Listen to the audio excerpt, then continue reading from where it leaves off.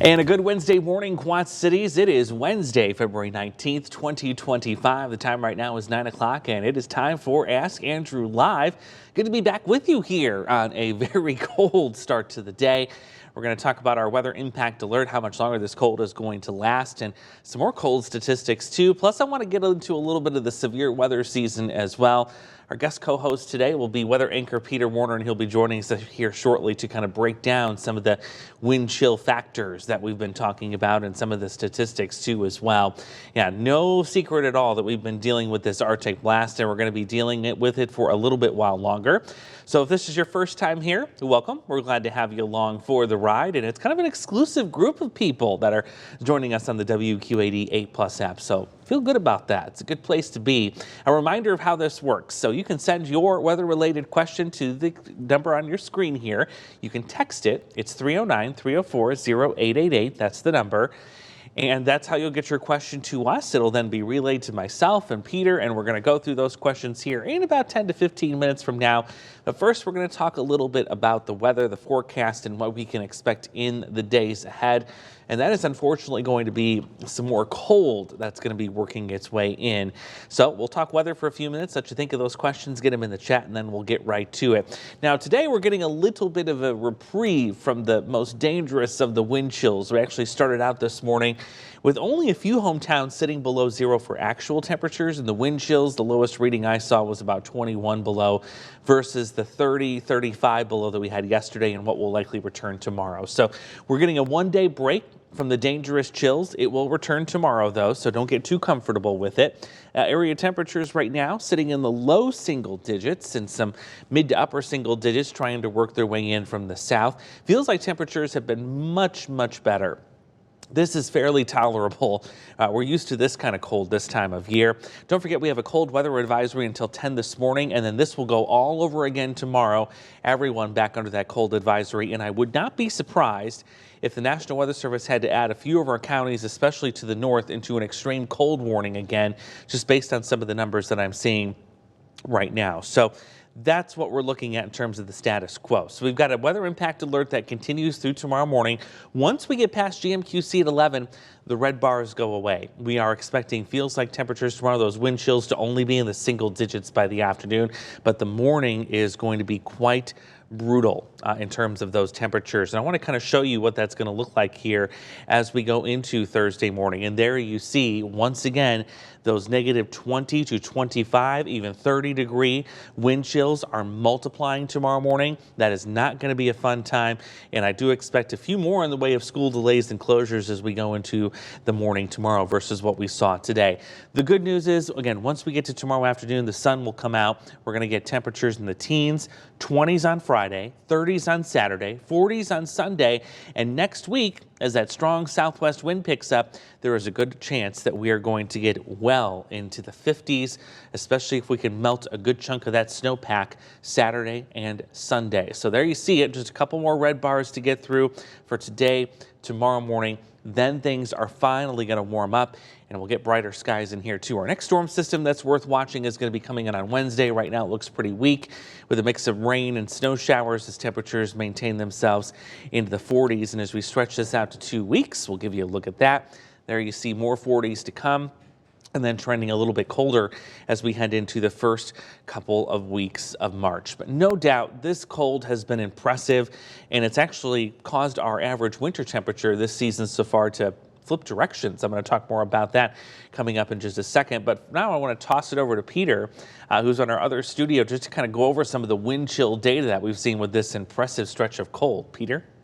Yeah, Andrew, we've actually seen 2 of the 5 coldest wind chills we've seen so far here in 2025. I dug through the data this morning. Here's kind of what I saw. If you guys remember that mid-January stretch where it was just absolutely freezing outside, that's when we saw the 3 coldest wind chills of the year. January 21st, down towards January 19th, kind of in a reverse order there, you could say, right? The coldest was negative 30, then negative 25 on the 20th, then the 19th, negative 23. Now, the last 2 days, both on February 17th and 18th, we saw those wind chills as low as negative 18 degrees. Now, what Andrew just showed you, we could be seeing that negative 25-degree wind chill by the time we get to Thursday morning. That would put us just right around maybe second or third coldest wind chill we've seen thus far this year. So it's going to be another frigid one out there tomorrow. But I kind of want to show you why we're seeing these frigid temperatures. Now, what makes kind of wind chill, right? We always talk about these wind chill. Now, what factors do we need for these wind chills? Let's take a look here. Over at the top of the bar, this is going to be your temperature. So it goes from 35 degrees over to negative 20 degrees over here on the far right. On the left side, you kind of your y-axis, you could say, right? That's your wind speeds. That's going over there from 5 down to 40 miles per hour. So let's take an example. This is kind of similar to what we've seen the last couple of days. So you have a temperature here at 0 degrees and a wind speed at 15 miles per hour. So that 0 degree temperature plus that 15 mile per hour wind, that gives you a wind chill of negative 19. It's almost a 20-degree difference from the actual air temperature to the feels like temperature. Now, what have we been seeing these last couple of days? Just around, I'd say, that 5 to negative 10 mark throughout the viewing area. Those winds just around that 5 to 15 degree mark. So circling right up here, that's the wind chills that we've been seeing and the factors that have brought those frigid conditions, those bone-chilling wind chills we felt here over the last few days. Now, Andrew's talked about this a lot. When we're seeing these temperatures, especially those ones in the colored right there, it's dangerous, life-threatening conditions potentially if you're not properly dressed, not only for yourself, but the kids and the pets as well. Here's just what that frostbite timing is looking like. Say we're in those negative 10 to negative 20 degree wind chills, only about 20 to 30 minutes, leading closer to that that 20-minute mark, you're going to be getting frostbite out there. If we jump into those negative 20 to negative 30 degree wind chills like we could be seeing tomorrow, just 10 to 20 minutes outside, you could be needing medical attention for frostbite if you aren't properly dressed and covering yourself up, especially that exposed skin. Further north portions of the area might see a couple 30s, just 5 to 10 minutes. At negative 30 or below, you could be getting frostbite. So some dangerous potential there tomorrow. Let's get it back over to you, Andrew. For that. Really, really fascinating information. Awesome job putting that all together for us. We're going to dive back into, continue on the theme of winter here, and then we're going to jump into the spring severe weather season because I promised we were going to talk about that. I was going to show you what the patterns are and what we're seeing and what that could mean for storm season as we get into especially next month through May and June. So today's question, in case you missed it this morning, was kind of involved with that. We are going to get to that here in just a minute, so stick around. It's a question worth sticking around for. Let's talk about the winter season so far and why it has been the way it's been. It's been a wonky one. We've had a weak La Nina, and we can verify that here. If you look at the probability of seeing La Nina or El Nino or nothing, which is neutral, the La Nina is still quite elevated right now through April, but we're going to see that go away and we'll transition likely to neutral, which means there's no La Nina or no El Nino going on. What is La Nina for those of you that are new here and haven't seen this before? So La Nina is a cooler than normal area of water in the east central Pacific Ocean, right off the coast of South America. When you get that cooler than normal body of water, the trade winds change, and those trade winds actually impact where our jet stream exists here across the United States. So with the weak La Nina in place, what's happened is the jet stream shifts further to the north, and we actually get more exposed to colder air, and oftentimes we do pick up some more snow.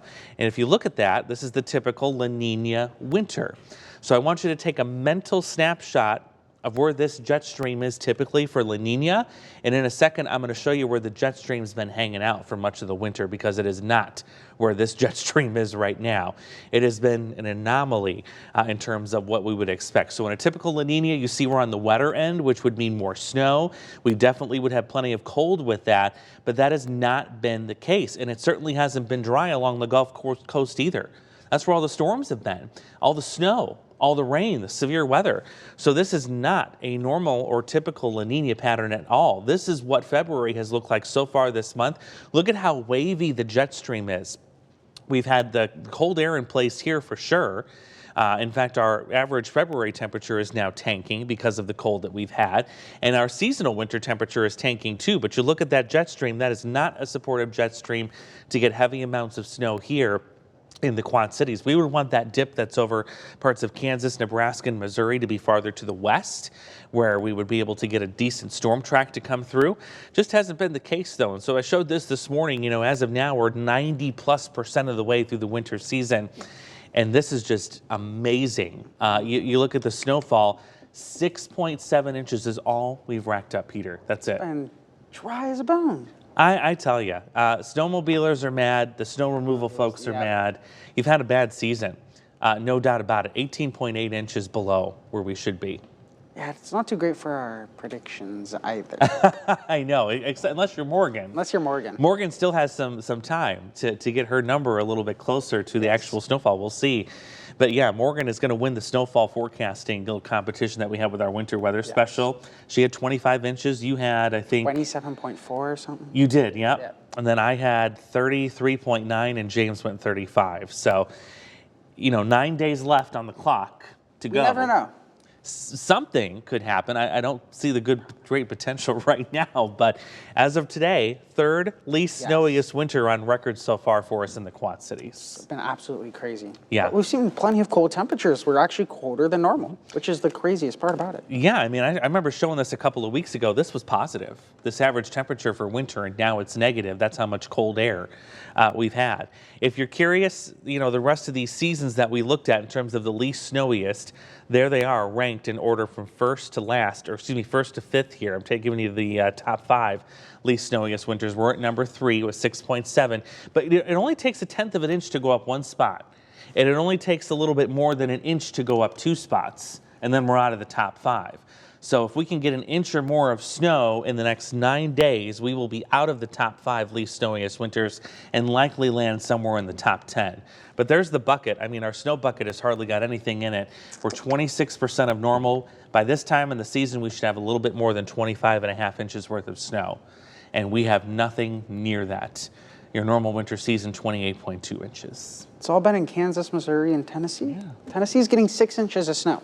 It's going to be more than our total this whole year. It's crazy. It is so crazy. And there's a reason why we're seeing this La Nina pattern not act like a La Nina pattern. Yes. And I had to dig into this a little bit yesterday with our friends at NOAA. They have a great blog that really does a deep dive into why we're seeing what we're seeing. And I kind of want to explain that here really quickly because I want to put up this list again to remind you of what happens here. And we're going to talk about the severe weather. I wanted this other blue graphic that's next. This one, when you look at the weak La Nina winters in the Quad Cities, you'll go down this whole list. There is not one year, one season on this list that is performing exactly like the season we have right now. No. If you look at all of the ones that are drier, typically it's significantly colder or it's significantly warmer. I don't have one season that matches up in terms of our temperature only being a degree colder, but yet we're lacking all of this snow. Because if you look at that, 1.3 degrees colder in 2017, 2018, but look at the snow. Just 1 inch. We had snow. Yeah, only a 1/10 of an inch behind. And if you look at the other one, right there, where it's 1.8 degrees warmer, which is kind of close, it's 1 degree. Right around it, yeah. You had 10 inches of snow that was lagging behind. Well, we're well more than that right now. As I just showed you, it's almost double that. And then the other one that was close in terms of temperature was 1.2, and that was up here in 1955, but that was a snowier winter. And the only other one that I could see maybe being relatively close is here in 1975. That was also snowier. So, going back to the 1950s, there has not been one weak La Nina pattern that we can use as a baseline judge to say what's going to happen weather-wise in the next few months. We have nothing to base it off of. So that really throws a big challenge. It's a little bit of a our way. curveball. It is, yeah. And here's what I found out. So I went through the blog yesterday, picking out all of these things. So this is what's happening. So right now we're in this weak La Nina, but if you look at the upper levels of the atmosphere, it's actually exhibiting strong La Nina characteristics, hence why we're not seeing the snow here. And what's also interesting too is the upper atmosphere is only a short-term behavior, and we can only use that as a short-term forecast guidance. So that's why, our seasonal snowfall forecast, which we thought, hey, this is going to be a great year for snow. Huge. did not work out. No. We were thrown a curveball as this weak La Nina is not acting like a weak La Nina at all. Long-term forecasting is challenging, and that was a good reminder of that there too. Before we get to your questions, one more thing, because I'll finish with the second graphic right here. We'll load up the second side. Most of you were wondering about this upcoming severe weather season. So we're going to throw out any fact that we're going to have a La Nina, because obviously it doesn't matter right now whether we have La Nina or not, because it's not acting like we would typically expect. So here's what we're going to focus on for severe weather season as we get into March all the way through May and June. We know that there's warmer than normal water temperatures in the Gulf right now. That means more moisture, more fuel for storms, right? And more energy. More energy, yep. So the two things we have to watch is the drought situation. If we go through spring with hardly any rain and we get in this big drought, well, that cooks your severe weather season. You're not going to see too much in the way of storms. Not enough moisture in the ground. No, and it's not just here. West of us is in drought too. Iowa, parts of Nebraska, Kansas. The other thing too is, where's that jet stream going to be? We know that the jet is going to be a little bit stronger this spring based on everything I've looked at, but where is that jet going to be? So right now, my best early call is that we're going to have somewhat of a typical severe weather season. Moderate. Yeah. I don't think it's going to be gangbusters like it was last spring, where we had tornadoes after tornadoes after tornadoes, but it will definitely be, kind of your typical severe weather season based on what I'm Still seeing. plenty of severe weather to talk about. Oh yeah, there'll be storms to talk about. Don't you worry. fun. Just don't think it's going to be a repeat of next year, No. based on what I'm seeing. No. And it's an off year for a derecho. Not actually confirmed, but That's true. recent trends have shown every other year we're seeing those derechos. Mm-hmm. It's looking like another off year for that. Yeah, it really could be. And I kind of looked at some of that data too, and I agree. It looks like this may be a year where we don't have that situation, especially if this comes true. If we get that expanding drought, that would really lower the risk of seeing one of those come through. And I wouldn't mind if I wouldn't have to talk about that this summer. I don't think I would either. I don't think most of us would. Save it for another year, Yes. right? Yes. And with that, that's the question we had this morning. So Ready for questions? we can do it. Yeah, Ready for we're ready questions. for those questions. Austin was wondering, why do we have different weather models? Why do they exist and provide differing amounts of snowfall? Why is there not, one mutually agreed upon model? Because there's all sorts of models we talk about, but Oh yeah. we don't say one is better than the other, because there really isn't, right? Correct. Yeah. I mean, if you break down the statistics, they're very close. Very, very close. I mean, the numbers are almost negligible when you're talking about, is the Euro more accurate? Is the GFS more accurate? Because both of them have accuracy ratings in the 40 to 50% range most of the time. So, those numbers are negligible. Why have multiple models? Well, you want different scenarios. Remember, we talked about the difference between the American model and the European, how they measure the atmosphere, how they don't measure the atmosphere. If you don't have differing versions of those models, then you're not really accounting for all of the different scenarios that could possibly play out. It's true. That's like, going to a doctor and getting a major diagnosis, maybe like a life-threatening or a life-ending illness, and not going to get that second opinion just to make sure. It's the same thing with weather. We're always wanting various opinions, and that's the thing about weather too, and Peter knows this all too well. A lot of those decisions get made right here. I mean, we can look at a model all day long, but really when it comes down to it, it's us taking that information, putting it in our head, and using our gut to say, I think this is going to happen. And it's evaluating them over time too, because they're constantly changing. Yes. And like one of my favorite things to notice is we'll look at, say, the 12 o'clock run, or the 12Z run, we like to call it, which would be the 6 a.m. run. You're going to be seeing nothing. You look at the 6 p.m. run, you're going to be seeing potentially severe weather moving through. Exactly. They're constantly changing too. So you can't be exactly precise on one, because it has to take into account, again, like he said, every single factor. And it changes. Weather is constantly changing. Weather always changes. Climate is stable, or what to expect, but weather always changes, and that's what makes it so complicated. Yeah, we always say the trend is your friend. Trend is your friend. Something we pay attention to. Yes, we do. Good question. That's a great one. I like that. From Janelle in Bettendorf, is it normal to see so many water main breaks from the cold temperatures? It is, yes, especially with the winter that we've had. We've been fluctuating back and forth a lot. We've had cold spells.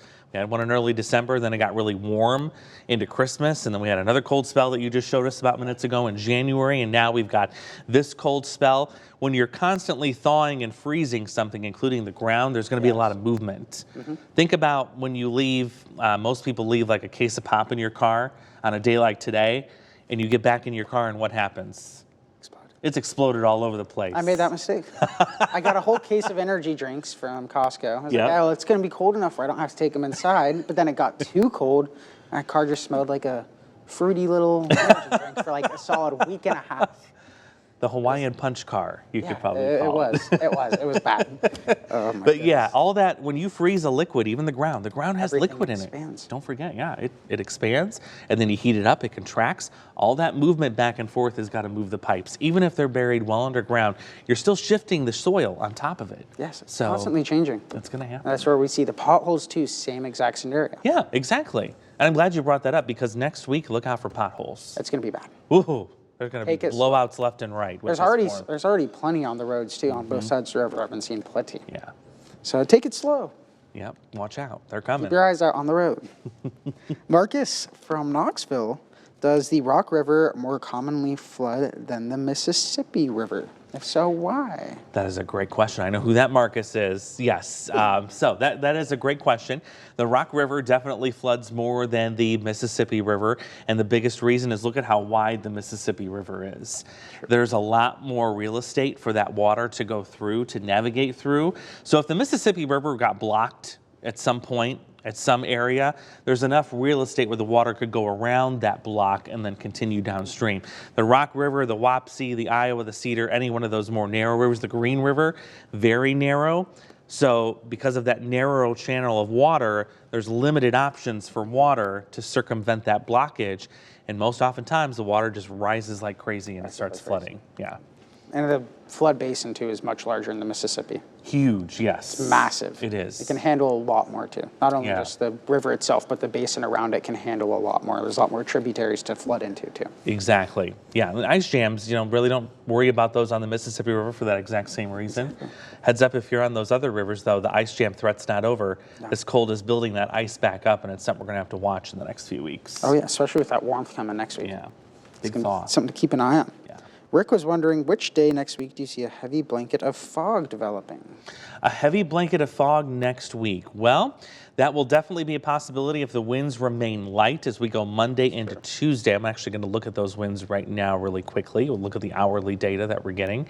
And I have a feeling it's probably going to be Pretty strong wind. Pretty strong winds, yeah, which that's going to be the case. You're talking 10 to Yeah. 15, 10 to 20, really all throughout that period. So I would say fog potential right now looks fairly low for that warmth coming in next week. We do have snow on the ground. It can happen, but it's all about the winds. If the winds lighten up than more than what we're seeing right now, fog will be a possibility Monday and Tuesday. Yeah. And with the strong temperature gradients we're going to see, typically we are going to be expecting some windy conditions, even gusty conditions at times. Oh yeah, that would definitely mix it up. We're enough. going from about, a negative 25-degree wind chill tomorrow morning Yeah. to a feels like temperature of 50 in a matter of 5 days? 5 days, less 5 than a days, week. that's a 75-degree feels like swing. It's huge. My goodness. Yeah.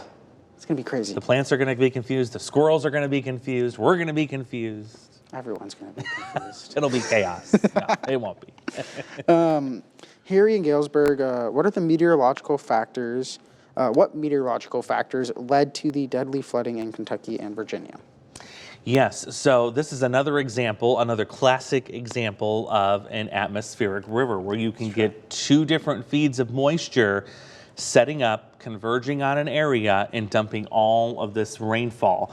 When you get that far south, you get two sources of moisture, one being the Pacific, which can come right across your territory. It comes right across Arizona. Yep, right through Mexico and Texas and streams its way east. And then, of course, you have the Gulf moisture, which can come. And this just happened to be one of those situations where both of those things combined with one strong storm system, and there you had your flooding. And that southerly jet stream too right now. Yes. That's kind of typically, again, like we were saying, that would be a line further close to us. So that's a system we could see bringing snowfall, but because it's staying further south, it's bringing more of a rainfall event and significant flooding across the state. Exactly. You look at the moisture anomalies. I wish I could throw it up on our map. Our system doesn't show that though, but there is a clear heightened amount of moisture that is sitting way to the south of us in those same places because, like you said, that's where the snow's been all winter. That's where the storm track has been all winter. So they are waterlogged to the south of us, and now they're snowlogged. Yep, both. Again. Yeah, 6 inches of snow and 6 inches of rain in a week is a lot to deal with. It is a lot. It's a lot to deal It's with. a lot. Nathan in Rock Island, did last week's snow bring us back to normal snowfall? Are we still seeing less snowfall? Let's pull that up. That's a quick one. Yeah. Unfortunately, it was not enough. Not even close. It was not enough. Now, had it not gotten cut off by all of those storms along the Gulf Coast and we had all that moisture, we had a real decent shot at getting like 6 to 8 inches worth of snow. Even more, yeah. Some models threw out 5 days before, like up to 10 to 12. Yeah. Again, those are those crazy models we were just talking about. But Right. still, it had the potential if we got that energy and the moisture up here. And that's why we don't post that stuff. You know, Yeah. you're going to see a lot of us here, whether it's Peter, Morgan, James, myself, we're not going to throw out those crazy snowfall maps that show us getting buried in snow because we know they're not realistic. We know that they need some time to get more data, and we definitely want to be able to make sure we're presenting a clear message as to what to expect. I can't tell you how many pages I saw days leading up to the event that had us in 15, 20 inches of snow. And I think that's why folks get mad. They look at that high number on that snowfall map, and then when we don't get it or don't even come close to it, you know, it's all those meteorologists get the blame, you know, but you got to remember what you're following on social media. Who are you following? Are they degreed? Are they certified? All that good stuff. Because we're really going to use a lot of fine-tooth combing, if you will, through that data before we put any snowfall maps out. That's why we do the probabilities first. Yes. You see us use that a lot. The probability of 2. Yeah. It's so much easier to explain, and it's a lot nicer too. But to answer your question, no. We got a long way to go. Only 26% of the normal snowfall so far. Not much. Yeah. Ooh, we have a good graphic too to show them the probabilities of our confidence with snow. I don't know if we could pull that one up. Oh, which one is that? You'll have to remind me. I honestly, I saw James use it the other day, but you're talking about the probability. Yes, okay. It shows like our confidence rating and seeing snow. Or there's that one, but then you're talking about this one here. I don't know if we have it right off the top of my head. I forget what it's called, but it breaks down like 7 to 10 days out. That one. Yes, it'll kind of tell you like we're aware, and we'll tell you guys about it. And usually, what we do in those scenarios is we'll show say both models in their latest run to give an idea. This is, I think, a great way to break down why you got to wait till we get a little bit closer. Exactly. Yeah, the 5 to 6 days. It's a heads up. You know, something is coming. It's a strong storm system. We don't know where the heaviest snow is going to fall or how much that will add up to. So 5 to 6 days is too early. If you look at a snowfall map, then throw it in the garbage. Yes. It's not going to be what the end storm system is going to be. You get 3 to 4 days. We are identifying the impacts. Is this going to be a rain event, an ice event, or a snow event? And we get confidence in the timing. And then the 1 to 2 days, that's the perfect time for a snowfall map. That's when your watches are out, your warnings are out, and that's when we're really confident for amounts. Yes. Just thought that was a good reminder since we were talking about that. I'm glad you brought that up. Yes. I try and put that up as much as I can, especially before a big event. Yeah. Because I know we want those numbers. We love looking at those beautiful snowfall maps, and we can dream and say, yes, we're going to get 20 inches of snow. But then, it comes to 3-4 days after you see that map, and then we get 2 more days on top of that, and it's like, where did all that snow go? We're seeing 2 inches, yes. maybe. Don't invest so much of your emotional well-being and your energy into this here. Focus on the short term. Right here. That's when those trends become even better friends. Yep. All you're going to do is just make yourself mad. And then you're going to get mad at me, and you're going to send me a nasty email that we're both going to have to apologize for afterwards. I'm like, that hasn't happened before. Oh, my goodness. You have time for one more? We got time for let's one do more. it. Let's throw this last one in there. Sarah in Davenport asks, when is the earliest this year we'll see some thunderstorms? Do the models suggest a stormy spring season? Well, in the near term, I will say it's going to be a while before we see any thunderstorms here. I don't think so. Yeah. The reason being, I looked at some of the long-range data yesterday, just going out into the early part of March, and it does look like it's going to get cold again. I don't think it's as cold as what we're getting right now, but it will be colder than what we would typically expect for March, which gets normal temperatures into the 40s and 50s quite quickly. So I wouldn't expect thunderstorms probably till the second or later half of the month of March. Yeah. It's been so long. It's been so long. I can't remember the last time I heard I think it thunder. was December. Was it December? I think there was that one night in December. I was in for James. We had that potential. We got a severe thunderstorm warning just outside the viewing area. Oh my gosh. It's been since December. So long. We'll get there. It's coming. Yeah. Eventually. Just pack your patience. Yes. It's going to be a little while. It is. And I think we're all caught up. Perfect timing too, because it is 9:29 on the dot. So we're getting out on time. I know. The producers are happy. The directors are happy. The morning meeting is happy. Yes, the morning meeting is happy. Hat tip to our director, Brandy Duncan, this morning. Thank you for your assistance. Yes, you are. Hat tip to you, good sir, too, as well. Thanks for joining me this week. In case you're wondering where he's been, tell him where you've been. I've been helping out with Des Moines. Yes. Des Moines, our sister station out there, they need some help in the morning. So I'm working here with Andrew in the mornings, just not here actually at WQ80. So I actually have someone to talk to now in the morning instead of sitting here by myself. It's only temporary. Don't worry, Peter's Yes, not I'll be going back. anywhere. I'll be back. He'll be back on his normal weekend shift soon enough, as soon as we get some folks over at our Des Moines station. So you're doing a great job. Thank you. Keep I it up. appreciate it. Schedule's grueling, I know. All right, you guys, have a great Wednesday. We'll see you back here next week. Take care. Continue with us and watch free now on the 8 Plus app everywhere you stream.